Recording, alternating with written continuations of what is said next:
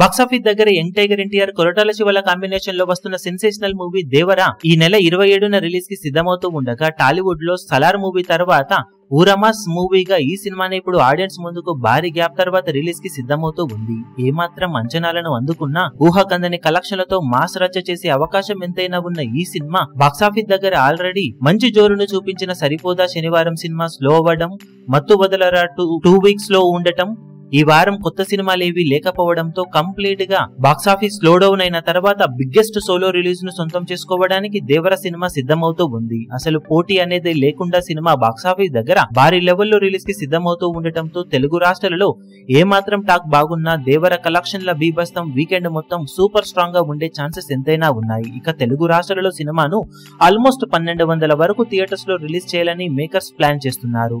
ఎలాంటి పోటీ లేకుండా ఉండటంతో ఆల్మోస్ట్ 80 to 90% వరకు థియేటర్స్ లో దేవర సినిమానే ప్రదర్శితం చేసే ఛాన్సెస్ ఎంతైనా ఉన్నాయి.